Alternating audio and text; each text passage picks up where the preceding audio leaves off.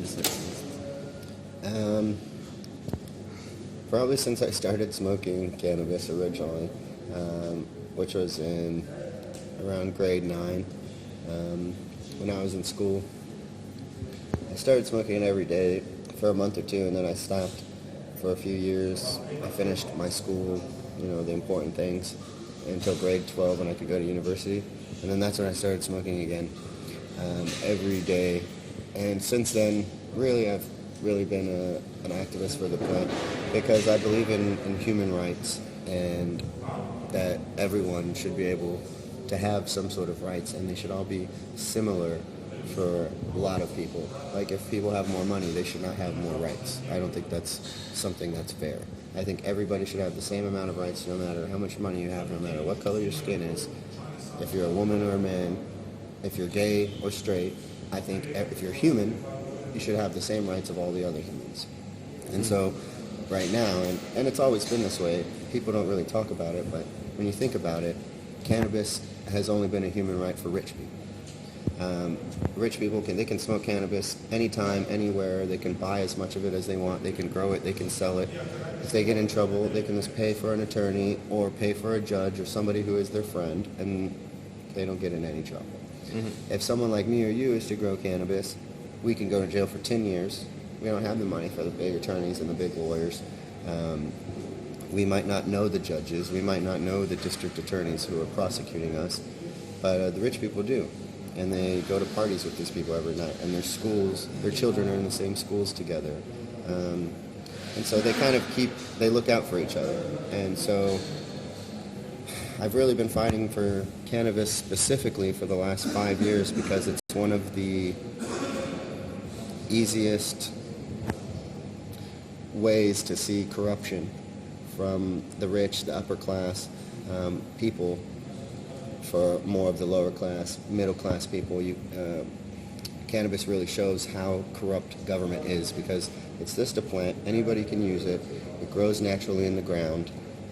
So why should we not all be able to use it? Why can only the rich people grow it? Why can only the rich big businesses grow it? This is not fair. And so I fight for the last 5 years really hard just about cannabis for this reason, because I believe everybody should grow and everybody should have the right to make this into a medicine. Okay, as you're saying medicine, you have cured Crohn disease with cannabis. Can you tell us more about the therapy? How did you prepare the oil? Sure. I have been dealing with Crohn's disease for a long time, like 10 or 15 years, but it wasn't so bad until maybe 7 to 5 years ago. It started getting very bad. And I actually went to the hospital a few times, but luckily around the same time, I also learned about Rik Simpsъn. And I was fortunate enough to go do an interview with him like we're doing today and talk to him about the oil. I had already seen his video on how to make it, so I made it once or twice. But I was able to talk with him and say, oh, well, what about this and what about this, and ask him very specific questions about making the oil. And so when I got back home, because he lives in Croatia, I went to go film him in Zagreb. I went back to Colorado and I made it. I started making it every day pretty much, all the time, as much as I could. And I was using ethanol instead of isopropyl alcohol, kind of a different solvent, but everything else is pretty much the same. And he recommends to do 60 grams in 90 days. I ended up doing 90 grams in 120 days. The first 45 I did was I took it orally, and then I found out about the powerful strength of using cannabis as a suppository. So I took the second half, my last 45 grams, in a suppository. And since then, now I only take about 3 grams a month, maybe 2 or 3 grams a month. This one I need. I'll take a little, like a few rice grains, a few drops, if I feel a little funny in my stomach. But all my symptoms are gone. I don't have to be throwing up all the time, vomiting blood. This is the only therapy you have been using? Yeah. Just cannabis? Well, at the same time, when I took the 90 grams for the 4 months, I changed my diet drastically. So I switched to like what I call a high alkaline diet, eating a lot of brightly colored fruits and vegetables. I tried to take out all carbohydrates, so I didn't really eat breads. I took out sugars, all refined sugars, so I wasn't drinking sodas or eating chocolates or candy bars, anything with sugar in it. And I did that for the 4 months when I took the therapy of the cannabis. I guess I also kind of stopped watching television. I kind of stopped reading the news. I tried to get more relaxed and not be so stressed out about things that are going on in the world. But, those kind of 3 things was what I used in conjunction with each other with the oil, for my therapy. Now my diet's not so strict. I eat kind of regular again. I eat regular food now. Is the marijuana a salvation from the stress? It can be. I mean, maybe... No, it definitely can be. For most people it is. I mean, a lot of people, they don't know that they're patients. And I call everybody who uses cannabis a patient because for this very same reason. Like, maybe you had a very long day at work or the very last week was tough and you had a lot of stress. Well, this person will go home and they'll smoke a joint to get rid of the stress, to relax. Well, that's a therapy. That's a medicine. You're a patient when you do this. And I wish everybody would use it. If everyone would smoke some joints, I think the world would be a more peaceful place.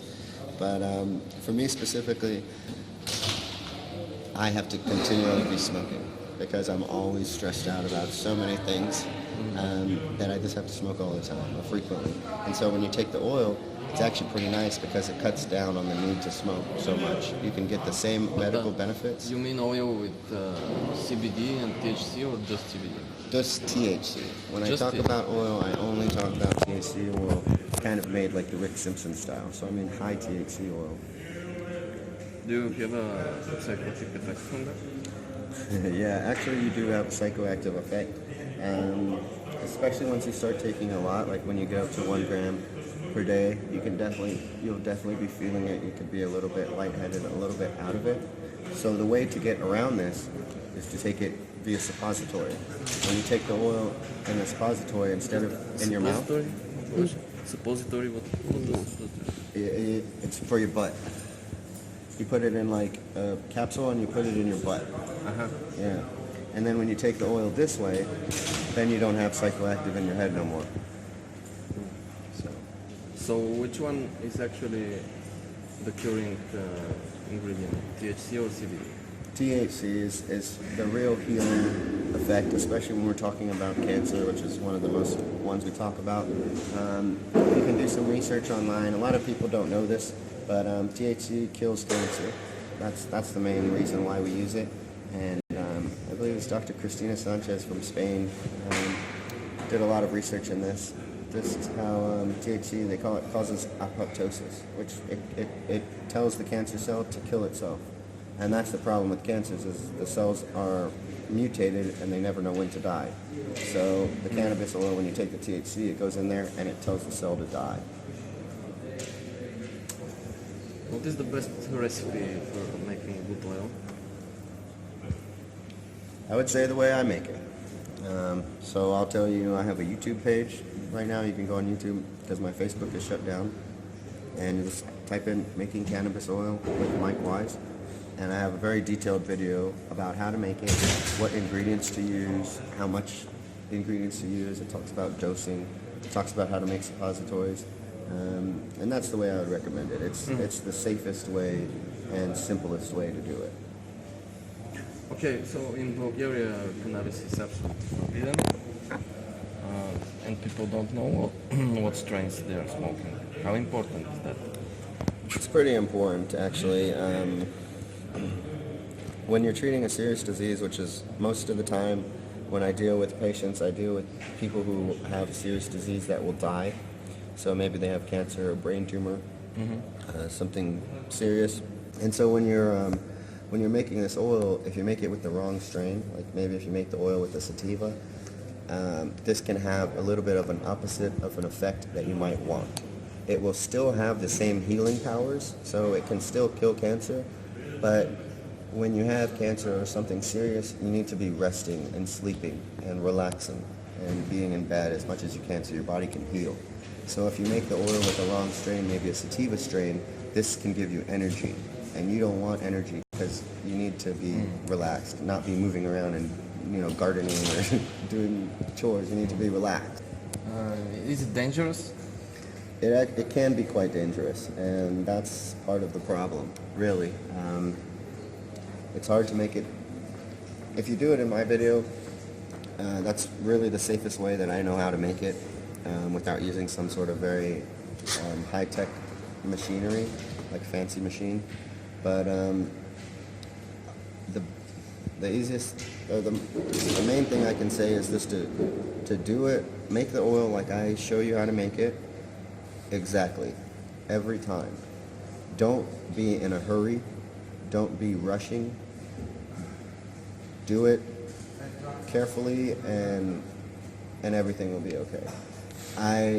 I myself have had this problem where I one time was rushing and I was in a hurry, and I got blown up because I was making it in my house, and I made a mistake because I was in a rush. I was hurrying and I was trying to do it quicker, and I had an explosion. Everything was burned on me. So it can be a very dangerous thing, and that's why I really say do everything that I say in the video. Use a fan. Make sure all the solvents that's being burned off gets out of the area, because if it doesn't, it'll just collect there, and this one tiny little spark can make a big, huge explosion. Okay, so you said that THC is actually the curing ingredient. What about the CBD and all this craziness around it? There is a lot of hype around CBD, and a lot of hype, like Police. and I think it's just because people can make money off of it. So CBD, it does have some medical benefits because it's from cannabis. So that was what I didn't get to mention earlier, is when I make the oil, I don't take anything out of the plants. I just make it exactly how it is, and I concentrate it, and I have everything, and I give this to the patient. THC, or maybe you take out CBD and make it separate. So you're only getting one small part of the healing part that cannabis has. You're not getting everything. And so there's more research out there by Dr. Raphael Mishulam, and he found out that about a theory they call the entourage effect. And this says that CBD is stronger with THC, and same thing that THC is stronger with CBD, and they all work together to make each other stronger, because it's the most powerful medicine when they're together. When you separate it, it's a weaker medicine, it's not as strong, and I really don't recommend to do that. I recommend to keep it whole.